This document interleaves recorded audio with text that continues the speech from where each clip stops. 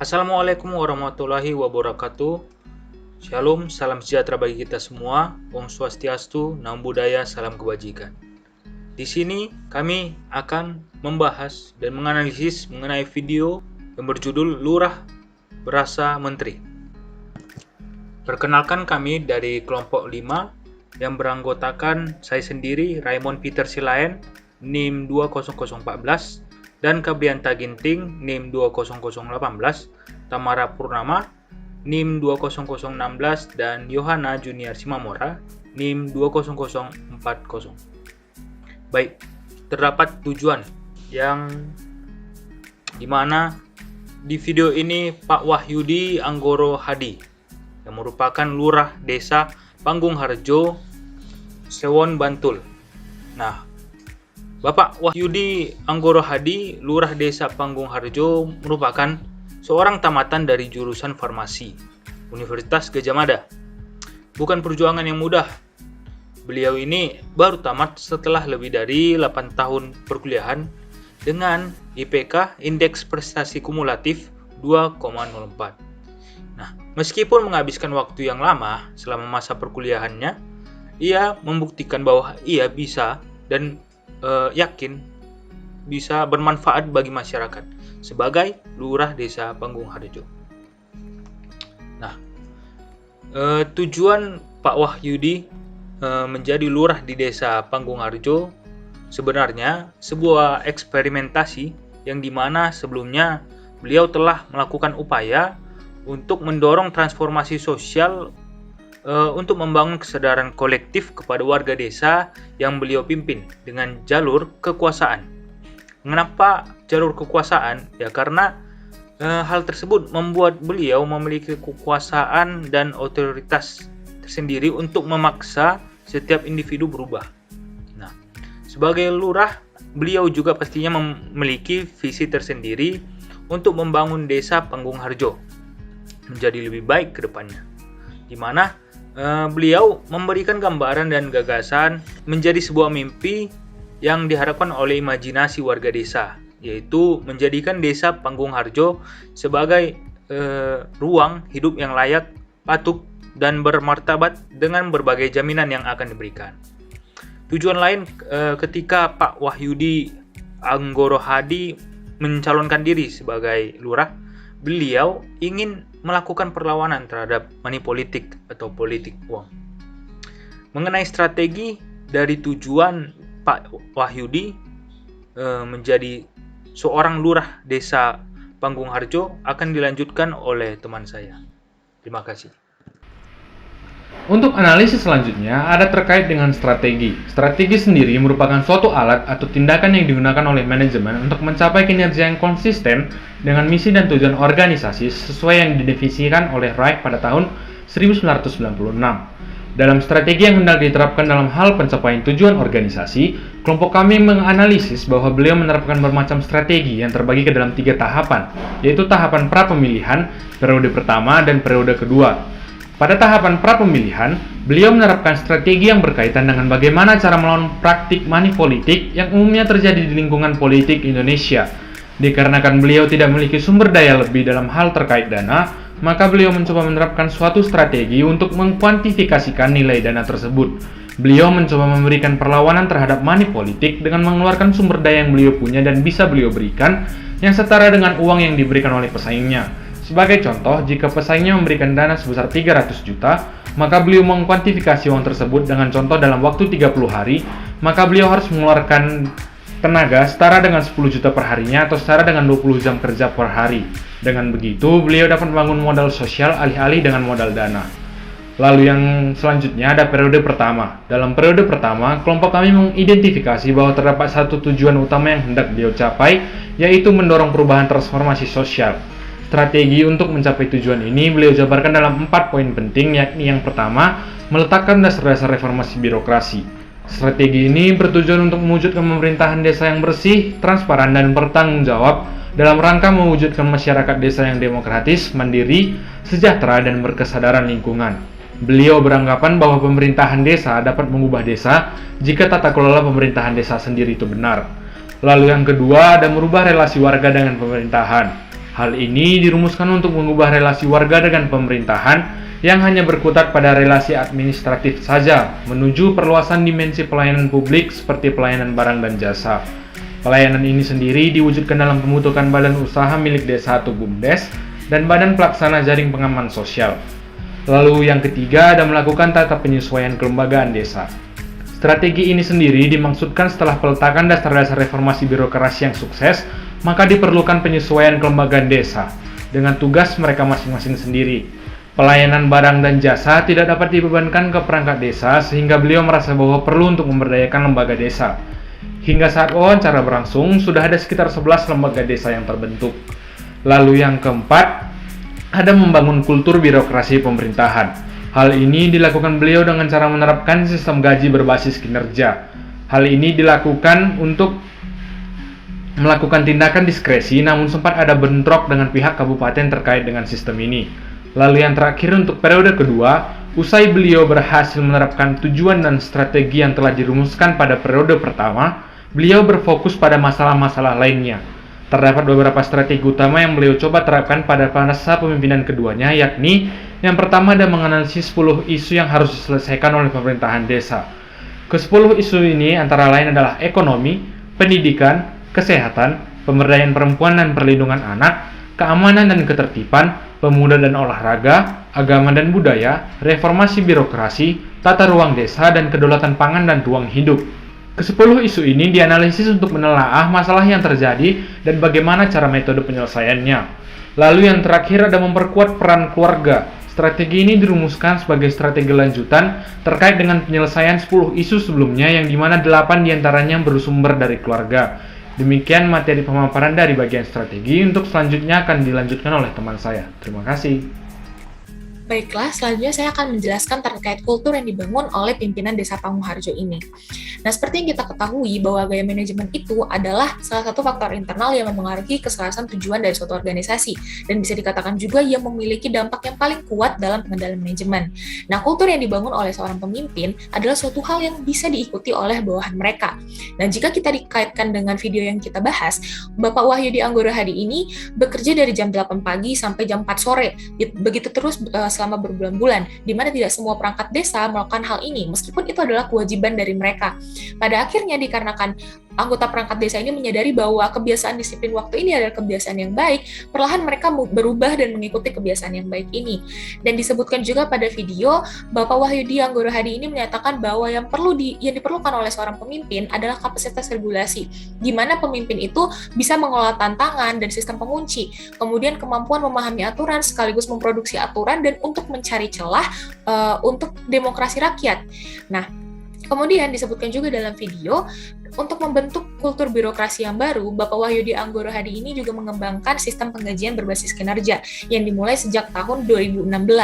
Dan kemudian juga ia ingin mengubah relasi masyarakat dengan perangkat desa itu tidak sebatas relasi administratif saja, tetapi ketika masyarakat membutuhkan bantuan atau ingin memenuhi kebutuhan lainnya, masyarakat itu dapat pergi ke perangkat desa, atau dengan kata lain, ingin memperluas dimensi pelayanan publik dari desa tersebut.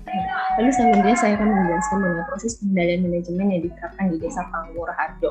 Nah, di dalam Desa Panguraharjo ini yang dipimpin oleh seorang lurah bernama Wahyudi Anggoro Hadi, dalam pengendalian manajemen yang telah diterapkan di desa ini, telah dibangun BUMDes dan badan pelaksana jaring pengaman sosial untuk mengubah relasi hubungan di antara warga dan pemerintah desa dengan dibuatnya beberapa program. Yang pertama itu melalui program pendidikan dengan program satu rumah satu sarjana, dengan adanya asuransi pendidikan, adanya beasiswa pendidikan, adanya biaya pendidikan secara tunai, dan adanya kerjasama di beberapa perguruan tinggi baik negeri maupun swasta. Yang kedua itu melalui program kesehatan dengan layanan kesehatan untuk ibu dan anak, di mana setiap ibu hamil itu berhak mendapatkan atas layanan paripurna dari pemerintahan desa sendiri.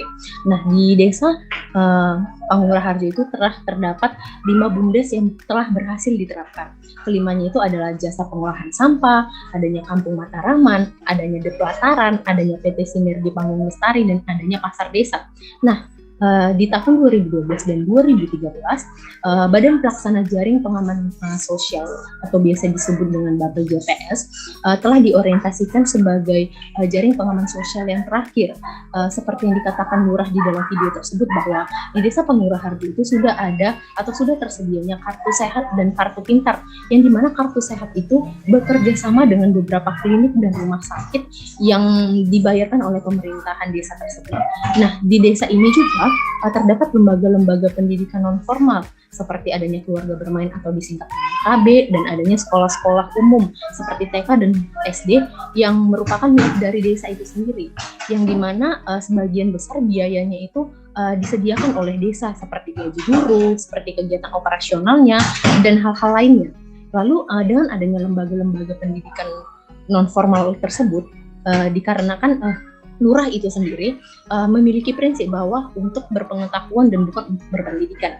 Nah, setelahnya di tahun 2014, Lurah desa itu sendiri memiliki cita-cita dalam mewujudkan pembangunan desa tersebut. Cita-citanya itu adalah dengan 100% warga desa itu sejahtera, di mana setiap keluarga itu tentunya akan memiliki tabungan, akan adanya jaminan hari tua, akan adanya jaminan kesehatan, serta indeks kebahagiaan keluarga itu meningkat. Di dalam proses pengendalian manajemen yang diterapkan di desa ini, dalam rangka pencapaian tujuan dari desa tersebut, di mana tidak terlepas dari sumber-sumber yang telah diperoleh di dalam desa tersebut, yang diantaranya itu seperti adanya sumber daya alam, sumber daya manusia, seperti maupun teknologi yang dialokasikan itu baik secara efektif maupun efisien. Setelah diketahui proses pengendalian manajemen yang telah diterapkan di dalam Desa Panguraha Harjo tersebut, maka selanjutnya kita akan mengetahui bagaimana struktur organisasi yang digunakan di dalam desa tersebut. Proses pengendalian manajemen yang dilakukan di desa itu tentunya tidak lepas dari struktur organisasi yang dilakukan ataupun yang digunakan di desa tersebut. Nah, struktur organisasi pemerintahan desa itu umumnya kan terdiri dari lurah, lalu diikuti oleh perangkat-perangkat desa lainnya. Nah, struktur organisasi yang digunakan di desa ini terdiri dari lurah, yaitu Wahyu Anggoro Hadi, kemudian diikuti oleh perangkat-perangkat desanya seperti adanya sekretaris desa, seperti adanya bagian keuangan, adanya bagian keamanan, ada bagian tata usaha dan umum, serta sampai kepada kepala lingkungannya. Nah, kemudian lurah desa ini juga dibantu oleh beberapa bumdes yang telah disebutkan sebelumnya, dan badan pelaksana jaring pengaman sosial yang kemudian diikuti oleh lembaga-lembaga desa lainnya. Nah, dengan adanya struktur ini, maka pemerintah desa itu dapat mewujudkan cita-cita desa yang diharapkan itu untuk mampu mengubah dan mensejahterakan masyarakat Desa Panguraha Harjo tersebut. Selanjutnya kita akan melihat bagaimana pimpinan Desa Panguraha Harjo ini dalam mengelola sumber daya manusia.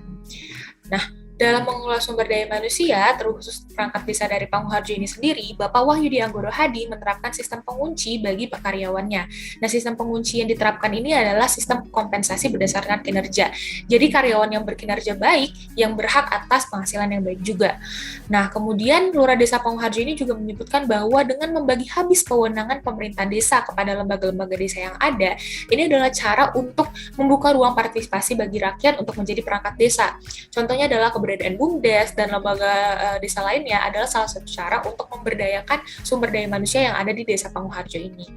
Nah, salah satu program yang dikeluarkan oleh Lurah Desa Panguraha Harjo ini adalah asuransi pendidikan. Nah, ini adalah fokusnya untuk pengembangan pendidikan bagi anak-anak yang berasal dari keluarga yang kurang mampu. Kemudian ada juga program menabung dalam bentuk emas. Nah, program ini dilakukan agar masing-masing keluarga itu punya niat untuk menabung untuk masa depannya. Untuk hasil analisis selanjutnya, ada nilai-nilai yang dianut oleh pemimpin. Menurut hasil dari analisis kelompok kami, terdapat beberapa nilai yang dianut oleh Bapak Wahyudi Anggoro Hadi sebagai pimpinan di Desa Panguraha Harjo.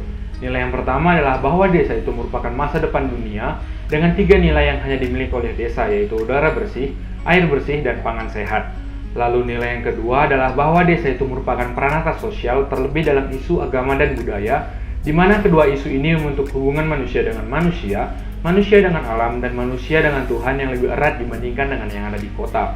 Lalu nilai yang terakhir adalah puncak relasi sosial itu adalah kekeluargaan, puncak relasi ekonomi itu adalah kerjasama, dan puncak relasi politik itu adalah musyawarah, di mana ketiga puncak relasi ini merupakan makna operatif dari gotong royong.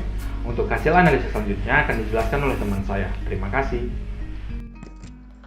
Baik, selanjutnya terdapat hal-hal yang menginspirasi kami dari tokoh Bapak Wahyudi Anggoro Hadi. Yang pertama, mengenai pekerjaan. Beliau sebenarnya memiliki latar atau fokus di bidang farmasi dengan profesi apoteker, tetapi bukan menjadi suatu penghalang untuk beliau mencari suatu pekerjaan lain dari fokus atau latar di bidang yang ia dalami, yaitu menjadi seorang lurah di desa Panggung-Harjo. Jadi hal ini memberikan kami pesan bahwa jikalau kami dari awal merasa salah ambil jurusan, janganlah sesali hal tersebut, karena jika Tuhan membawa kita ke suatu perjalanan, maka Dia akan membantu kita untuk melewatinya. Dan bicara soal pekerjaan, Tuhan pasti merencanakannya matang-matang untuk pekerjaan yang akan kita terima. Kedua, mengenai kualitas personalia. Beliau memiliki nilai akademik yang terbilang cukup rendah, yang tadi telah saya sebutkan, dengan IPK 2,04. Dari hal ini, kami menganggap bahwa nilai itu hanyalah sebuah angka, karena nilai atau kualitas kita sesungguhnya akan diberikan oleh pandangan-pandangan orang di lingkungan sekitar kita. Dan hal tersebut tidak menjadi sesuatu halangan untuk beliau mencapai apa yang dicapainya. Ketiga, mengenai program kerja. Program kerja yang telah dijalani oleh Bapak Wahyudi, kami terinspirasi terhadap program kerja tersebut, yang dimana telah melakukan transformasi sosial. Nah, kegiatan beliau beserta rekan-rekannya cukup berbeda dengan lurah-lurah pada umumnya, dan bisa dianggap spesial untuk warga desa Panggung-Harjo. Nah, dari hal ini, kami didorong untuk menjadi seorang yang pembawa perubahan di lingkungan tempat kita hidup. Nah, baik, sekian dari pembahasan kita kali ini. Mohon maaf jika ada salah kata dan tidak berkenan. Semoga apa yang telah kami paparkan bisa bermanfaat bagi kita semua. Salam sehat, terima kasih atas atensinya.